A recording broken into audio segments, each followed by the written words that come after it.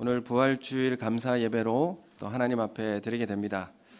우리가 매년 부활주일을 우리가 맞이하게 되는데 부활의 뜻이 어떤 뜻입니까? 부활의 뜻은 죽었다가 되살아나는 것을 부활이라고 사전적 의미로 말하고 있습니다. 성경으로는 부활을 뭐라고 말하고 있느냐 하면 일으켜 세우다 이렇게 말하고 있습니다. 일으켜 세우다라는 것은 죽은 사람의 몸과 영을 살아나게 일으켜 세우다, 그런 의미를 부활이라 이렇게 말하고 있습니다. 우리가 하는 이 사도신경 신앙 고백 가운데에서 우리는 여러 가지 믿음의 고백을 하는데, 그래서 나는 믿습니다 이렇게 고백을 합니다. 그 중에 무엇을 고백하느냐 하면 예수님에 대해서, 예수님은 십자가에 못 박혀 죽으셨습니다. 그리고 장사된 지 사흘 만에 죽은 자 가운데서 다시 살아나셨습니다 를 믿는 믿음을 고백하고 있습니다. 또한 마지막에 보면 죄를 용서받는 것과 몸의 부활과 영생을 믿습니다. 이렇게 우리는 우리의 믿음을 고백하고 있습니다. 그래서 우리의 믿음의 고백을 보면 우리의 신앙은 그 핵심에 부활이 있다라는 것을 우리는 염두에 둘 수가 있는 것이죠. 예수님도 죽은 지 사흘 만에 다시 살아나셨습니다. 우리도 우리의 몸과 영혼이 다시 부활하게 될 줄로 믿습니다. 이것이 우리의 신앙의 고백이 될 줄로 믿습니다. 오늘 우리 이 부활 신앙이 우리 가운데 새겨지고 살아있는 신앙으로 우리의 삶에 새겨지기를 예수님의 이름으로 축원합니다. 우리가 매년 이런 부활주의를 맞이하게 되는데 우리는 예수님이 살아나셨다, 이 사실에 대해서 우리는 동의합니다. 예수 부활 사건은 역사적인 사건입니다. 이렇게 우리는 알고 있고 지적으로도 동의합니다. 그런데 단지 역사적 사실로만 끝나면 안 된다는 것입니다.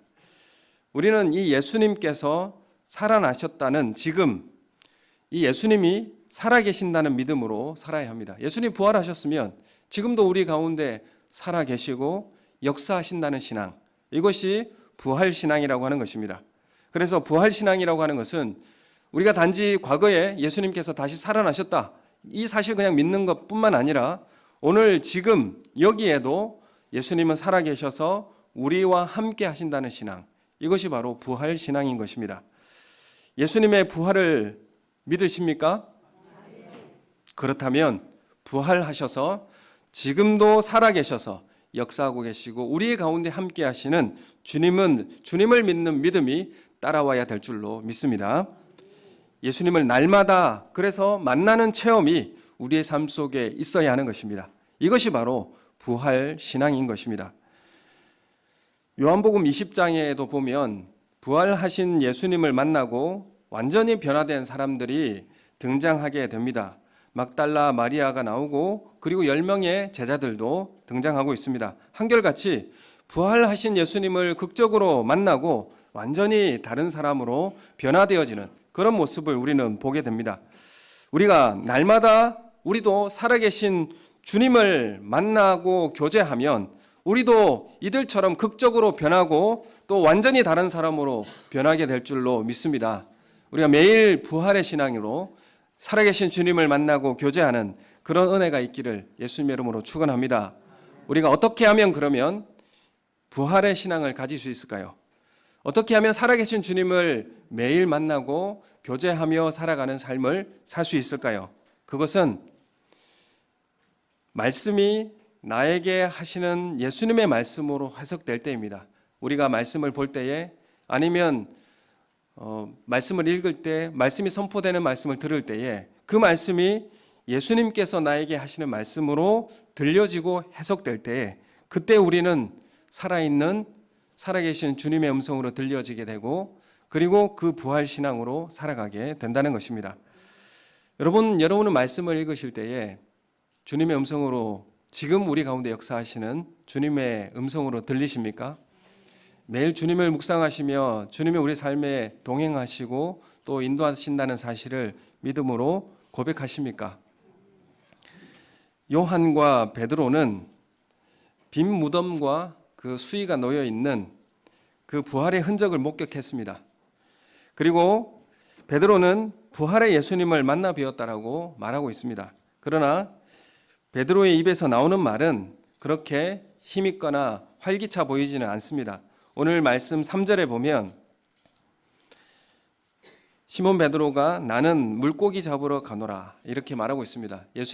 부활의 예수님을 만나고 난 다음에 베드로는 나는 물고기 잡으러 가겠다 이렇게 다시 갈릴리로 돌아가고 있는 베드로의 모습을 우리가 보게 됩니다.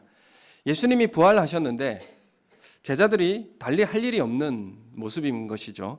의욕도 없고 또 이 부활하셨다는 예수님의 이 사실을 가지고 증거해야 하는 열심도 없어 보이고 그냥 고기나 잡으러 가야겠다 정도의 말을 하고 있습니다. 이 제자들은 예수님 십자가 지실 때 모른다고 도망했던 그런 기억이 있습니다. 예수님이 잡혀가셔서 신문을 당하고 있을 때에 그 곁에서 베드로는 3번씩이나 부인했던 그런 뼈아픈 그 죄가 예수님을 다시 만나는 것에 있어서 두렵게 만들고 있었을 것입니다. 그 문제가 베드로에게는 아직 해결이 안 된 것이죠. 부활에 대해서도 알고 있고 예수님을 만났지만 그냥 허무한 삶을 이어가고 있는 이 제자들의 모습을 우리는 확인할 수가 있습니다. 우리도 예수님이 부활하셨다는 것도 알고 있고 또 예수님께서 하나님 아들이심도 고백하지만 오늘 우리의 삶에 허무한 삶을 여전히 이어가고 있는 우리의 삶의 모습은 아닌가 우리도 돌아보게 됩니다. 그래서 전에 고기 잡던 그런 방식대로 밤에 고기를 잡으러 나아갔습니다. 밤에 나가서 밤새도록 그물을 내려서 고기를 잡았습니다. 그런데 그날따라 고기가 한 마리도 잡히지 않는 것입니다.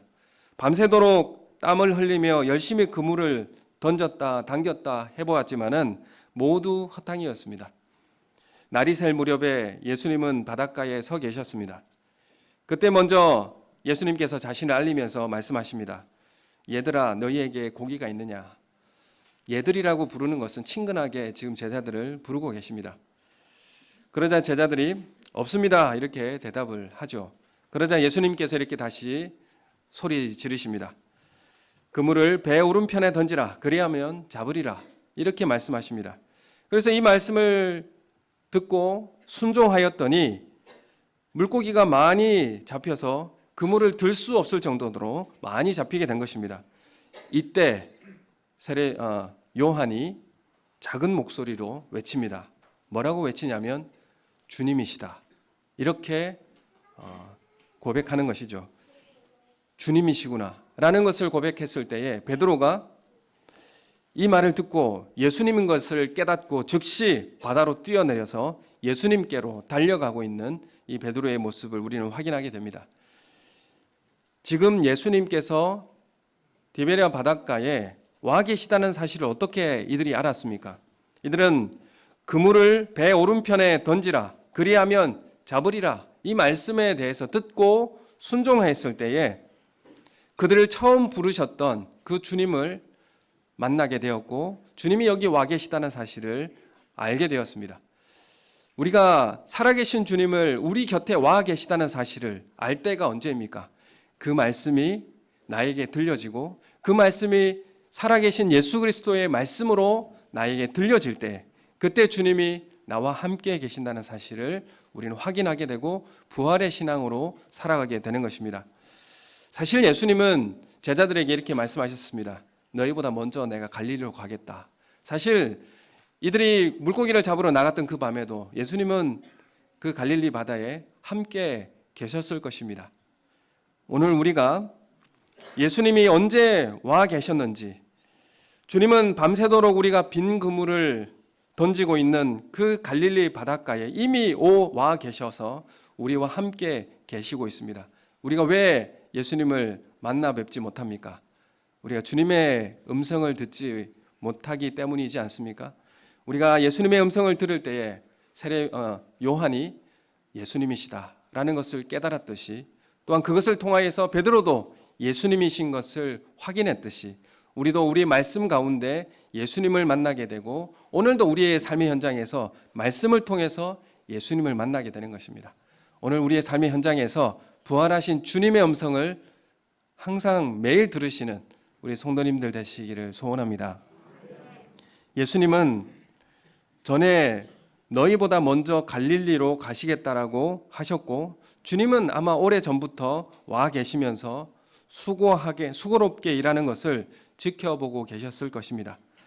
제자들이 말씀에 순종해서 그대로 했더니 큰 물고기가 153마리나 잡히게 되었습니다.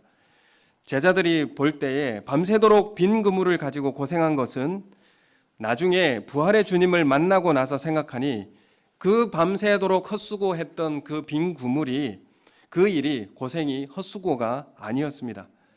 예수님을 만나게 되니 그 헛된 수고도 헛된 수고가 아니라 그 삶의 참된 소망이 되었고 희망이 되었다라는 사실을 우리에게 말씀하고 있습니다. 빈 그물이 있었기 때문에 풍성이 채워진 그물을 경험할 수 있었다는 것입니다. 이스라엘에게 홍해 바다가 앞을 가로막는 위기가 있었기 때문에 이스라엘 백성은 바다가 갈라지는 그런 체험을 할 수 있었습니다. 먹을 것이 없이 고생을 했기에 예수님을 따르던 무리가 떡 5덩이와 물고기 2마리로 5,000명을 먹이는 그 하나님의 전능하신 손을 바라볼 수가 있었습니다. 12년을 혈류병으로 고생을 하였기 때문에 주님의 옷자락을 만지자마자 낫게 되는 기적을 체험할 수 있었습니다. 이런 이유에서 부활의 주님을 만나는 사람에게는 빈 그물을 가지고 밤새도록 고통하고 고생하는 것이 헛수고가 아닌 줄로 믿습니다. 지금 우리의 그물이 비어 있습니까? 열심히 밤새도록 노력해서 수고하고 끌어올렸고 잡아당겼지만 아무것도 건진 것이 없는 그런 허무한 인생을 살고 있는 것은 아닌가요? 이때 우리는 우리 인생의 바닷가에 이미 와 계시는 부활의 주님을 만나게 되는 것입니다. 그 예수님께서 무엇을 말씀하시든지 그 음성을 듣는 것입니다. 말씀을 펴서 읽고 조용히 눈을 감고 묵상하면서 기도해 보십시오. 빈 그물을 가진 분은 그 말씀을 더 빨리 들을 수 있습니다. 우리의 삶에 빈 그물을 가진 분들은 예수님의 말씀을 더 빨리 들을 수 있는 것입니다. 우리의 빈 그물을 채우는 비결은 무엇입니까?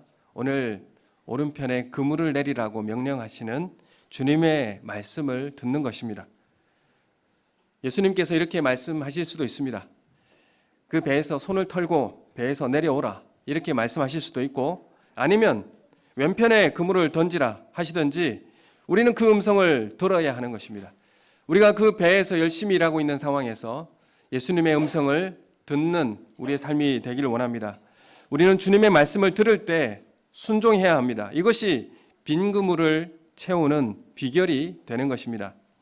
우리 주변을 돌아보면 고기를 잘 잡는 이 자기 능력을 너무 과신한 나머지 자신만만하게 세상을 살아가다가 어느 날 갑자기 모든 것을 다 잃어버리는 빈 그물의 인생을 경험하는 분들이 종종 있습니다.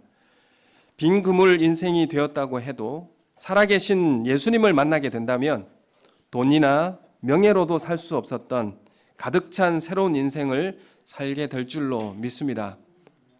주님은 조반을 차려두시고 베드로와 제자들을 부르셨습니다. 그곳에는 떡도 있고 고기도 있고 숯불도 있었습니다. 주님의 말씀이 전해지는 그곳에 주님을 만나게 되면 숯불이 놓여져 있는 베드로를 대하게 되는 것입니다. 숯불이라고 하는 것을 분명하게 이 요한복음에 기록하고 있는데, 숯불은 주님과 마주하여 앉아 있지만 베드로의 마음이 불편합니다. 우리가 말씀을 듣는 그 현장에서 우리는 이 숯불을 바라보면서 불편할 수 있습니다. 베드로가 왜 이 숯불을 보며 주님을 대할 때 불편해야 할까요? 그것은 주님이 잡히시던 날 그 새벽에 숯불을 쬐며 주님을 저주하고 부인했던 그 고통이 밀려오기 때문입니다. 그러나 그렇기 때문에 주님이 먼저 우리를 찾아오셔서 이 식탁을 준비하시는 것입니다. 우리가 잘못한 일을 우리가 서로 해결하지 못하면 그 사람을 바로 바라볼 수가 없지 않습니까? 그런데 주님이 먼저 베드로를 만나러 오셨고 그 식사 자리를 마련해 주셨습니다. 그리고 그때 왜 그랬는지 따지고 묻지 않으시고 떡을 주시고 고기를 구워 주셨습니다. 그리고 방금 잡은 고기도 가져오라 하셔서 그 물고기도 구워 주십니다. 이 순간에 베드로의 마음은 녹아내리고 그 마음이 가벼워지는 그런 순간을 경험하게 되는 것입니다. 이 식탁이 베드로와 제자들을 다시 제자들로 부르는 그런 통로가 되었던 것입니다. 여러분, 우리는 매일 이렇게 주일에 주님의 식탁에 초청받고 있지 않습니까?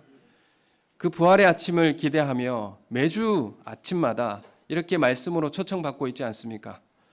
우리는 주님의 식탁에서 양식을 매주 말씀을 듣고 먹는 것입니다. 이 양식을 대할 때마다, 이 말씀을 대할 때마다 우리는 지난 날의 죄가 생각나서 부끄러울 수도 있습니다.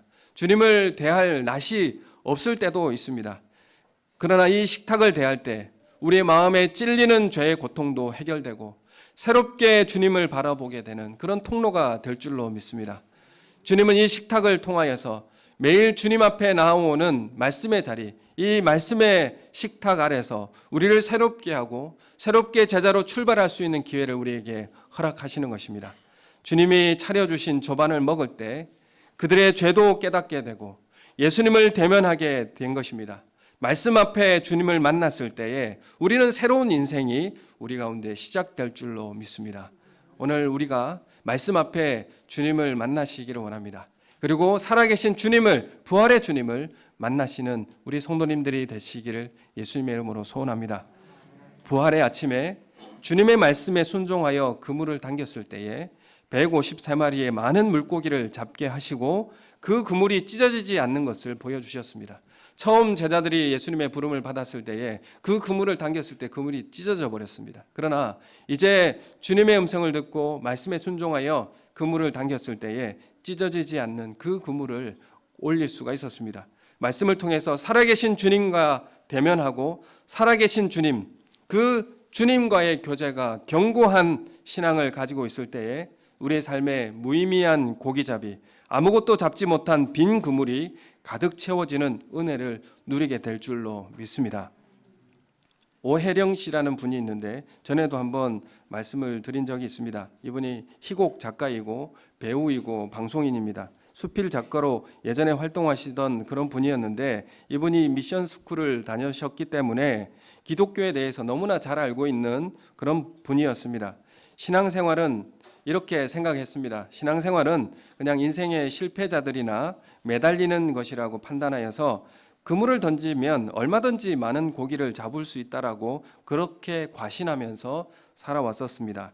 그러다가 갑자기 위암과 임파선암을 진단받고 3개월 시한부 인생을 살게 되고 말았습니다. 죽음을 기다리는 사람이 되어 살아가다가 실패의 현장에 찾아오신 살아계신 주님을 만나게 되고 그리고 기적적으로 그 암이 치유가 되었습니다. 이분이 쓴 책이 당신 없는 인생은 빈 그물이오니라고 한 책이 있습니다. 그 책 가운데 쓰여진 내용을 한번 읽어드리도록 하겠습니다. 당신 없는 생의 호수에 그물을 던지고 물고기가 잡히기를 바라던 지난 날들은 죽은 시간이었습니다. 오 주님, 이제 당신께서 그물을 채워주소서. 그러면 저는 비로소 살 것입니다. 인생의 가장자리에 서 계신 부활의 주님, 당신 없이 한평생 수고해 보아야 우리 인생은 빈 그물이옵니다. 비록 저의 인생의 가장자리에 서 계신 당신을 지금 당장 알아차리지 못한다 하더라도 저희의 계획을 과감하게 포기하고 당신께 대한 신뢰 속에서 새로 시작하려는 각오가 설 때 저의 행위에 방향과 성취가 부여됩니다. 당신은 가장자리에 서 계시지만 늘 저희에게 그물을 이렇게 혹은 저렇게 던지라고 분부하고 계시기 때문이옵니다. 날마다 호숫가에서 저희를 기다리시는 당신을 바라보게 하옵소서. 이렇게 썼습니다. 이분이 주님이 어디 서 계시느냐 이렇게 썼냐 하면 인생의 가장자리에 서 계신다. 우리가 보면 확실히 보이는 곳이 아니라 보이지 않는 그곳에 서 계신다고 합니다. 그래서 우리가 잘 못 보는 것은 아닙니까? 우리 주변에 항상 함께 계시지만 우리는 다른 것을 찾아 헤매기 때문에 우리의 삶은 빈 그물만 건지고 있는 그런 허무한 인생을 살아가고 있는 것은 아닙니까? 그런데 우리가 지금 당장 우리가 알아차리지 못한다고 할지라도 그 음성을 듣고 주님 앞에 말씀에 순종한다면, 그리고 주님 앞에 마음을 열고 주님에 영접한다면 우리의 삶에 빈 그물은 가득 채워지는 그런 만족의 삶을 살아가게 될 줄로 믿습니다. 부활의 주님은 연약한 우리를 이해하시고 찾아오십니다. 우리를 이미 용서하셨기 때문에 우리는 주님의 은혜의 자리로 나올 수 있는 것입니다. 우리가 회개해야 용서받는 것이 아닙니다. 이미 용서했기 때문에 우리는 이 자리에 나올 수 있고 예수를 주로 부를 수 있는 것입니다. 이미 용서했기 때문에 베드로도 그 조반의 자리에 나올 수 있었던 것입니다. 우리가 그 조반의 아침의 말씀의 자리에서 매일 양식을 먹을 때마다 우리는 새롭게 출발할 수 있는 힘을 얻게 되어지고 또한 인생의 소망을 갖게 되는 것입니다. 주님은 우리에게 따뜻한 마음으로 찾아오셔서 제자들에게 떡을 먹이셨고 생선을 구워 먹이셨습니다. 부활의 주님은 우리 곁에 계십니다. 내가 빈 그물을 던지며 고생하는 그 바닷가에 함께 서 계십니다. 우리가 삶에 허무하고 고통스러운 그 삶의 현장, 그곳에도 예수님께서 함께 서 계십니다. 부활의 주님을 만나시기를 소원합니다. 그 주님의 음성을 들으시기를 바랍니다. 우리가 심히 지쳐서 걷지 못할 때에도 우리 곁에 함께 계시며 따뜻한 조반을 주시고 새롭게 하시는 그분을 만나시기를 소원합니다. 여러분, 우리가 소그룹에서 우리가 나눈 말에도 주님의 음성이 있을 수 있습니다. 우리가 말씀을 보고 잠시 묵상하고 기도했는데 주님의 음성을 들을 수 있습니다. 아, 주님이시구나 라고 그 음성을 붙잡고 주님 앞에 나아가시는 우리 성도님들 되시기를 소원합니다. 그분이 오늘 우리가 믿는 부활의 예수님이십니다. 다시 한번 우리의 마음에 주님의 은혜가 임하는 그런 시간이 되시기를 예수님의 이름으로 축원합니다.